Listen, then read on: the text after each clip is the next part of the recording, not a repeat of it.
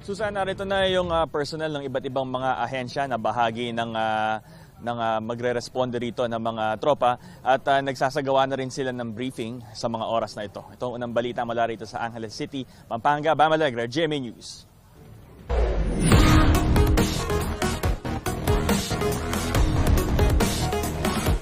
Doble ang itinaas ng presyo ng kamatis sa ilang pamilihan sa Pangasinan.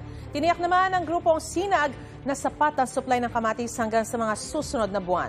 Live mula sa Dagupan City ngayon ang balita si Sandy Salvasto ng GMA Regional TV. Sandy, magandang umaga.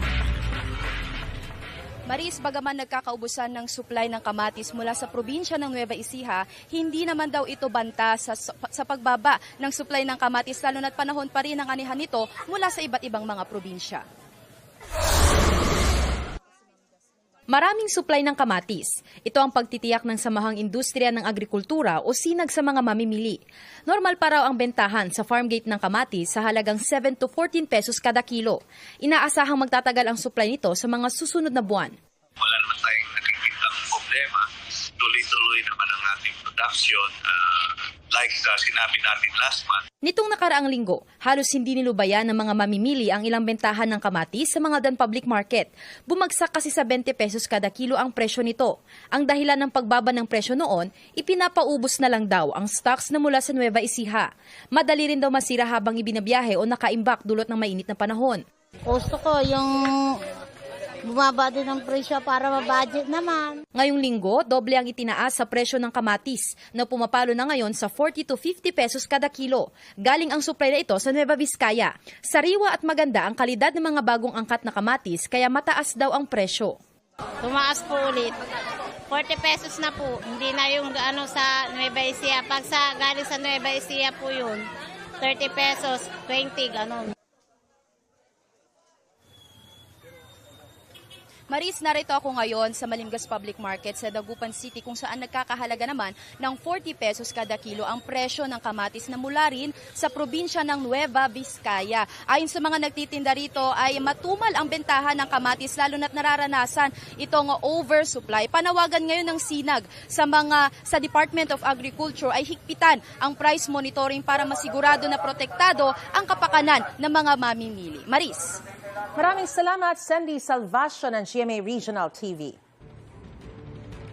Naghihintay pa rin ng bayad ang ilang tsuper na kasama sa service contracting program ng gobyerno na nagtapos noon pang nakaraang linggo. Kaugnay niyan, makakapanayam natin si LTFRB Board Member Attorney Greg Puwa Jr. Magandang umaga po, Attorney Puwa. Good morning po, Ma'am Maris, at good morning po sa lahat na nakikinig po sa inyo po. Magandang umaga po. Apo, Attorney, si Susan Enriquez po ito. Anyway, sorry po, Ma'am Susan. Okay sorry lang. po, Ma'am Susan. Okay lang po, okay lang po. Attorney, nakausap na po ba ng LTFRB yung mga PUV operator kaugnay sa hindi nababayarang driver nila dito ho sa service contracting program? Ano daw po ang naging problema? Opo, amin po pinaalalahanan ang mga PUV operators na kasumali po sa ating service contracting program na yung pong mga drivers po nila ay dumadaing nga po na hindi po sila nababayaran. So sila po, ang kanila naman pong dahilan is tinitignan po nila kung sino po yung specific driver na tumakbo sa isang specific na araw. Kasi pag binabayaran po natin sila, meron pong sa tulad po, kunwari kung traditional, meron po tayong 100 kilometers per day. Siguro po meron po sila dalawa o isang driver ang ginagawa po nila. So tinitignan daw po nila ang kanilang records para po makita kung magkano po at sino-sino po yung mga dapat po nilang bayaran. So basta may assurance na mababayaran po yung mga driver na sumama doon sa service contracting program kasi kawawa naman kung hindi ho nila makukuha yung bayad nila. Opo, lahat naman po.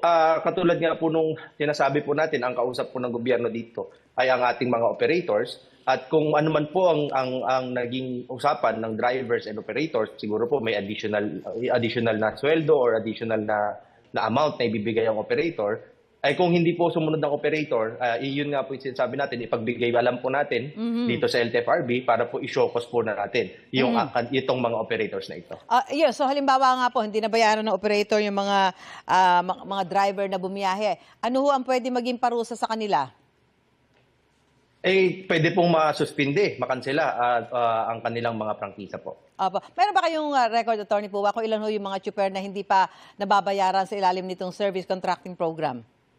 Wala po, Ma'am Susan, kasi po ang kausap nga po natin dito sa service contracting program ay ang mga operators po. Opo, mhm. Ngayon, kung meron pong mga drivers na, na may usapan po sila nung kanilang mga operators at hindi po tumunod, ipagbigay alam lang din po sa amin. For example lang po, Ma'am Susan, kung ang isang bus driver ay empleyado, sweldohan po ito. Baka kung nagkaroon tayo ng service contracting program, baka in addition to the sweldo, ay meron pa po silang ibang naging usapan. Yun po, tutulungan po namin para po maipatupad at maisakatuparan ang kanilang mga usapan na yun. Opo. At magkakaroon ba ulit ng service contracting program ngayong medyo tumataas na huuli ang presyo ng mga produktong petrolyo, Attorney?